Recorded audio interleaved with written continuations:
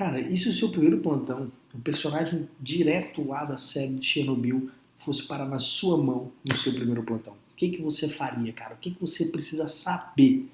Isso é uma coisa tão rara, tão incomum, mas a curiosidade me fez pesquisar um pouco mais. A gente vê os atendimentos médicos ali na série, me chamou a atenção e eu queria saber o que, que realmente estava sendo feito, que era real ou não. Então existem duas formas de você entrar em contato, seja por contaminação interna ou externa, ou por exposição. Os personagens da série eles foram expostos e foram contaminados. Os pacientes contaminados, principalmente contaminações externas, têm que ter suas roupas retiradas, asepsia completa, com medidor de Geyser, toda a superfície de contato do quarto revestida por plástico, as ambulâncias, helicóptero, todo o material usado no atendimento deve ser descontaminado e esse paciente deve ser acompanhado nas 24, 48 horas com exames laboratoriais seriados até se perceber o grau de intoxicação que aquele paciente recebeu. No segundo caso, nas contaminações internas, o paciente ingeriu uma dose, então a descontaminação externa não faz tanto sentido. Esse paciente vai partir para lavagem gástrica e uso de quelantes para trocação intestinal, tá? Como iodo de potássio, azul da Prússia e alguns outros. E já, em se falando de pacientes que receberam exposição à radiação, nenhuma dessas coisas vão ser feitas. Em quadro de exposição, realmente o que você vai fazer é dar suporte para esse paciente, tentar controlar. O iodo de potássio pode ser usado também, mas ele tem um intervalo curto só de ação. A partir daí, realmente é controle e os danos que foram gerados não podem ser revertidos, apenas dado suporte. Para você ter uma ideia, sem tratamento médico, uma dose média, que é de 3 grays, que é uma medida que a gente usa para medir a radiação absorvida, 50% dos pacientes morrem em 60 dias. Tá? Agora, com o atendimento médico, a dose aumenta um pouquinho. Na literatura chega até 10 grays, pacientes que conseguiram sobreviver com um tratamento médico adequado, com suporte de vida. Mais importante é que no paciente que chega para você contaminado por radiação, a primeira coisa não é se proteger. Por mais incrível que pareça, o EPI que você vai usar é o mesmo EPI do trauma e o suporte de vida é o mesmo suporte para o atendimento de um paciente parado, um paciente politraumatizado ou um paciente que sofreu algum acidente, por exemplo, dentro de uma usina ou qualquer coisa do tipo. A segunda coisa importante é que, para você ter provas disso, aqueles mesmos médicos da série que atenderam aqueles pacientes hipercontaminados com quase nenhum, basicamente, EPI, sofreram uma dose muito pequena de radiação que é considerada aceitável na literatura, tá? Então, em primeira instância, você pode sim atender o paciente de forma do jeito que você tá? A partir daí, depois, uma internação, provavelmente, você vai solicitar um material mais adequado. Esse paciente vai ficar isolado, tá? Dentro do hospital, obviamente, para não entrar em contato, as roupas são trocadas, como eu te falei, da parte da asepsia. E outra coisa muito interessante que a série também trata são as síndromes, que ainda não acaba aparecendo alguns personagens na série e que me chamavam muita atenção. Por exemplo, tem um primeiro, logo no comecinho, que ele segura, acho que é uma grafite que revestiu o reator nuclear. Então, nossa, uma contaminação absurda, né? Ele entra em contato realmente, ele segura na mão. E você vê que a dose é tão grande que ele, acho que nos primeiros minutos, ele acaba meio que sumindo, meio que morrendo na cena.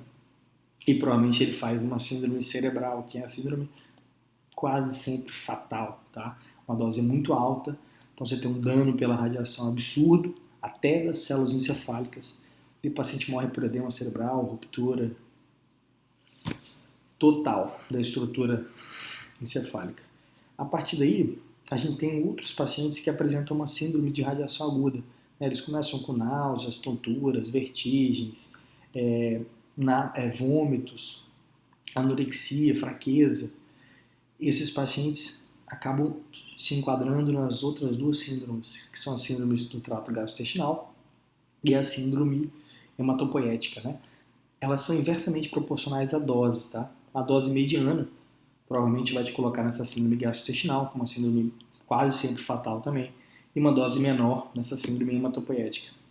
E o problema é o seguinte, se você sobrevive a essa síndrome gastrointestinal, você ainda pode fazer hematopoética. Mas por quê? Porque a radiação ela acaba atacando as células mais mitóticas, né? Então as células de maior nível de mitose no organismo são as que mais sofrem. Então você lembra fácil aqui da medula óssea, por exemplo, das células do trato gastrointestinal, né, principalmente da mucosa. Então elas vão sofrer muito mais rápido. Então uma síndrome gastrointestinal é exatamente isso. Há uma lesão completa daquelas células, o paciente acaba fazendo esses pródromos, tem uma latência, depois de 2 a 3 dias, basicamente assintomático.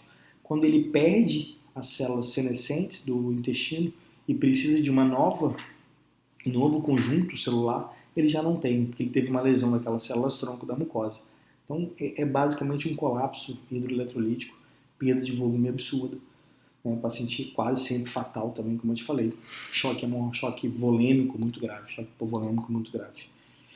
A partir daí, a hematopoética é uma dose um pouco menor ainda, então ele pega as células as mais vulneráveis, que seriam as células da medula, então ela cursa com os pródromos da radiação, depois de, na literatura ele coloca aí 4,5 semanas, ele começa a apresentar uma síndrome hematopoética com uma pancitopenia grave, porque não há renovação celular. O paciente faz plaquetopenia absurda, faz uma linfopenia absurda. E as complicações, obviamente, são decorrentes a isso, né? Existem até tabelas de prognóstico, por exemplo, até mais ou menos 1.500 leucócitos, o prognóstico é excelente. Abaixo de 500 é um prognóstico muito ruim, quase sempre fatal.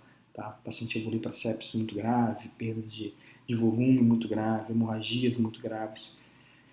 E isso tudo acaba aparecendo ali na série, sem a gente perceber que é algo que, apesar de ser muito, muito, muito, muito, muito raro, né, vale o conhecimento, vale a gente saber o que está sendo dito. Fala-se das queimaduras também, são os pacientes que entraram em exposição muito próximo, por exemplo, à radiação, entram em contato com as partículas alfa, são partículas de carga mais pesada e de carga negativa.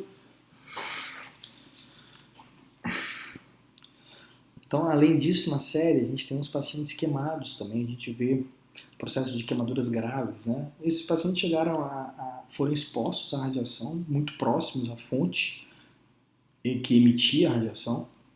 Então eles entraram em contato com as partículas alfa, são partículas positivas e partículas mais pesadas. Apesar de não serem muito penetrantes, por exemplo, uma folha de alumínio consegue parar elas conseguem fazer um dano grave à pele, por exemplo, fazendo uma grave queimadura radioativa. E ali, esse curso ali, ele curso como uma queimadura, podendo ser de segundo, terceiro, e a gente vê nos pacientes lá umas queimaduras de 4º grau. E é isso. Medicina também é seriado na HBO. Falou, pessoal.